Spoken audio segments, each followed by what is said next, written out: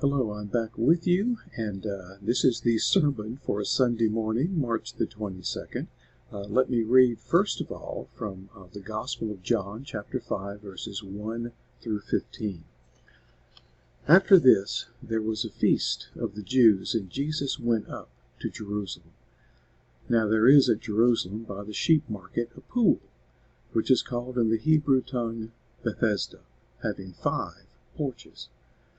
In these lay a great multitude of impotent folk, of blind, halt, withered, waiting for the moving of the water. For an angel went down at a certain season into the pool, and troubled the water. Whosoever then first after this troubling of the water stepped in was made whole of whatsoever disease he had. And a certain man was there which had an infirmity 38 years. When Jesus saw him lie, and knew that he had been now a long time in that case, he saith unto him, Wilt thou be made whole?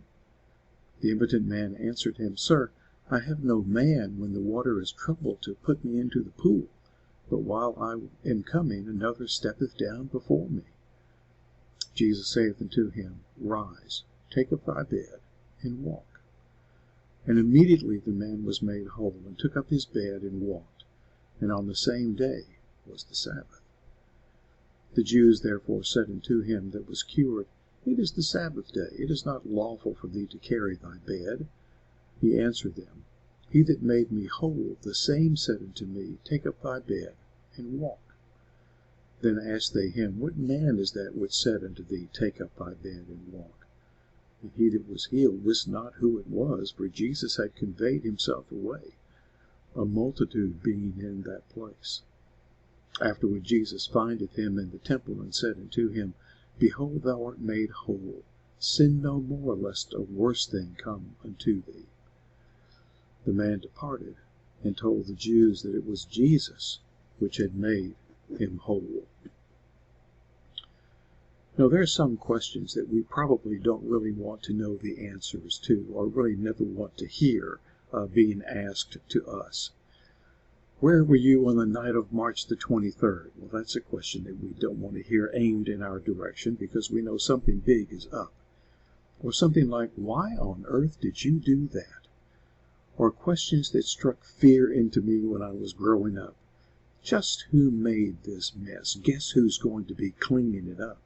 Well, I knew the answers to those questions, and they weren't going to be very pleasant. I suspect there were probably girls in school too when I was in high school who, when I walked in their direction, they began to quake in fear. I hope he's not coming to ask me out. I hope he just passes by. And I did, because I was too shy to ask anyone out. But there are questions that we might want to be asked. Would you like any help with that?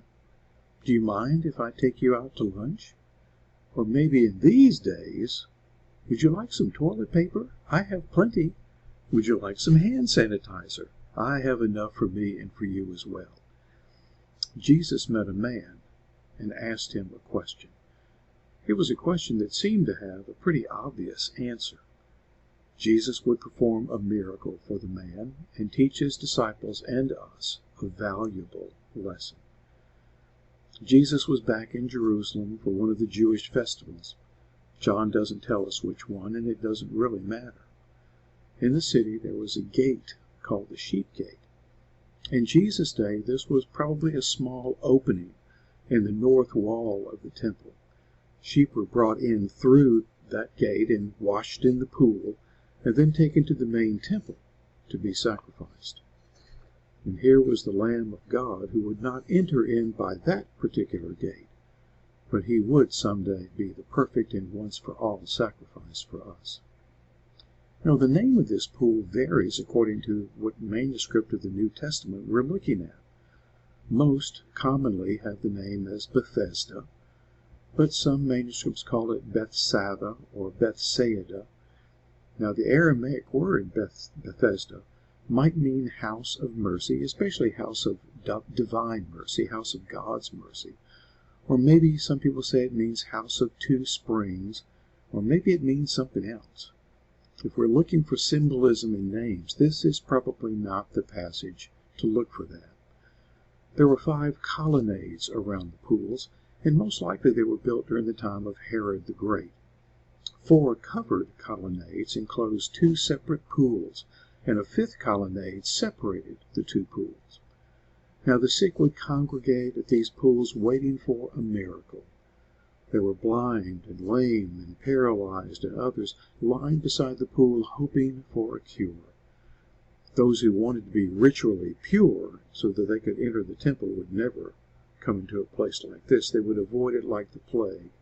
But Jesus didn't. He walked right in because that's where the need was. One of the men lying there had been unable to walk for 38 years. The average life expectancy of a person in that time, especially a man, was just a little over 40 years. So that man probably could not remember when he was able to move around. Other kids ran and played, but not him. Other young men learned the trade and began to work, but not him. Other men got married and had children, but not him. Jesus stopped to speak to the man. Perhaps he stopped because the man was asking for money to care for his needs. We know that still happens in our day and time too. Jesus learned how long he had been in this condition, perhaps from somebody who was there and told Jesus, or perhaps just because Jesus knew. And he asked the man a question. Do you want to be healed? It was a fair question. The man had been unable to walk for 38 years. Had he given up all hope of ever walking?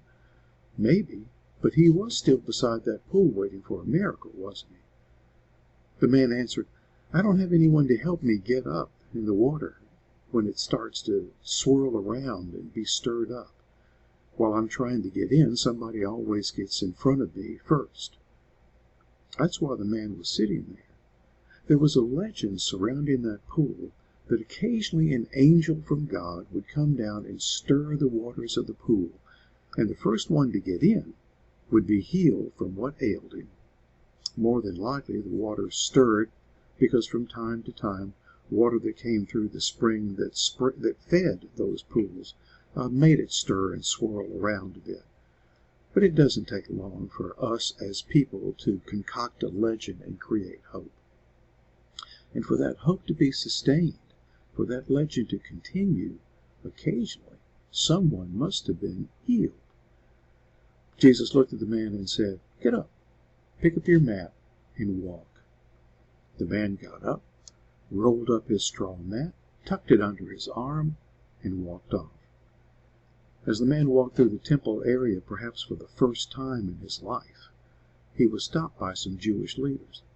It was the Sabbath, and here he was carrying his mat, working on the Sabbath. In actuality, there is no law in the Bible that forbids a person from carrying a mat on the Sabbath. But Jewish rabbis through the centuries had added that law to the law code to define what was work and what was not work. It was okay to carry a mat or bed with someone lying in it on the Sabbath day, but you couldn't just roll up your mat, tuck it under your arm, and move it from one place to another on the Sabbath day. The man responded that the person who healed him had told him to pick up his mat and go his way. He was just following instructions. Well, who was he? The Jewish leaders asked. I don't know. Jesus had slipped back into the crowd because there were a lot of people there for the festival time. Later, Jesus met the man again, and he said to them, You've been healed. Now stop sinning, or something worse might happen to you. Now, most Jews in Jesus' time believed that illness and disability was caused by sin. It was punishment for sin. Now, Jesus didn't agree with this, but he did acknowledge that sin could lead to suffering. Physical, mental, emotional, and spiritual suffering.